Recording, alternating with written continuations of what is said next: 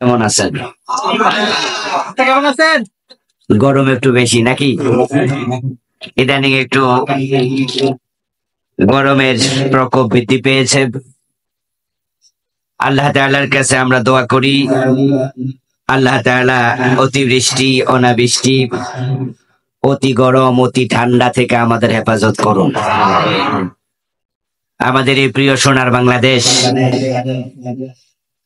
এই দেশ যে আসলেই সোনার বাংলা, এটা পৃথিবী সফর না করলে বোঝা যায় না।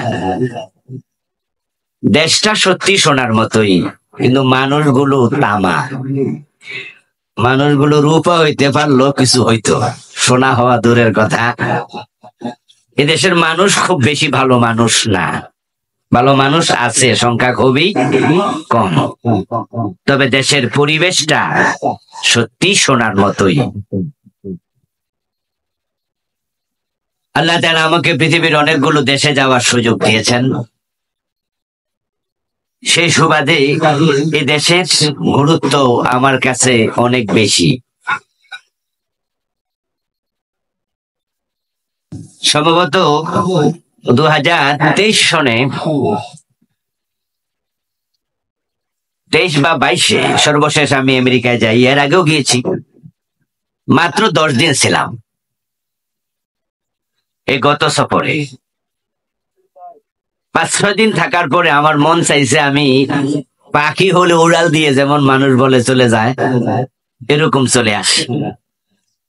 কিন্তু আমি গিয়েছিলাম ওখানকার কিছু প্রোগ্রাম নিয়ে। 10 দিনে সম্ভবত আমি 18টি প্রোগ্রাম করেছি। তো যার কারণে প্রোগ্রামের শিডিউল মাঝখানে শেষ করে আসার কোনো সুযোগও নাই, ব্রেক করা যাবে না।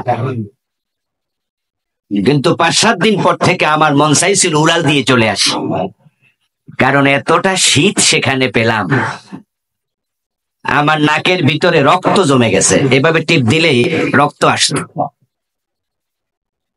যে রুমে ছিলাম আমি নিউ ইয়র্কে, একদিন আমি কাপড় ধৌত করলাম, করে এটা বাহিরে একটু চেয়ারের উপরে ছড়াই দেবো, প্লাস্টিকের চেয়ারের উপরে ছড়াই দিলে পানিটা ঝরে যাক, তারপরে রুমে এনে মেলে দিলে শুকাই যাবে। বের হয়ে দেখি চেয়ারের উপরে পানি দেখা যায়। ভাবলাম রাতে হয়তো বৃষ্টি হয়েছে, কিছু পানি জমেছে। তাই চেয়ারটা ধাক্কা দিলাম, পানি যেন পড়ে যায়। ধাক্কা দিয়ে দেখি পানি পড়ে না। আমি ভাবলাম কি এটা আবার কেমন পানি, পড়ে না কেন? হাত দিয়ে দেখি পানি না, এটা বরফ। এবার ভাবেন তো, চেয়ারের উপরে পানি যদি বরফ হয়, তাহলে ফ্রিজের ভিতরে যেমন ঠান্ডা, ফ্রিজের বাহিরেও একই রকমের ঠান্ডা না হলে তো পানি বরফ হওয়ার কথা না। আমাদের দেশ এত চমৎকার একটি দেশ, সৌদি আরবে এখনকার পরিস্থিতিটা ভালো, কারণ আমি এই রমাদানে গিয়েছিলাম, আলহামদুলিল্লাহ। ওখানে এত গরম নাই এখন, কিন্তু গরমকাল যখন সৌদি আরবে আসে, তখন এরকম রোদের মাঝে হাঁটা যায় না, এতটা গরম থাকে, লু হাওয়ার মতো শরীরে ঢুকে এসে। আর খালি পা আপনি মাটিতে রাখবেন, কল্পনাও করতে পারবেন না, সাথে সাথে ফসকা ফুটে যাবে। গরম হলে অসহ্য, শীত হলেও অসহ্য। কিন্তু আল্লাহর শুকরিয়া, আমাদের এই সোনার বাংলার পরিবেশ, আমরা গরমেও বিরক্ত হতাম না। আগে গরম ছিল আমাদের জন্য সহনীয় পর্যায়ে, শীত ছিল সহনীয় পর্যায়ে। কিন্তু গত 2 বছর ধরে গরমকালে গরমটা আগের তুলনায় একটু বেড়ে গেছে। আপনারা কি টের পাইছেন?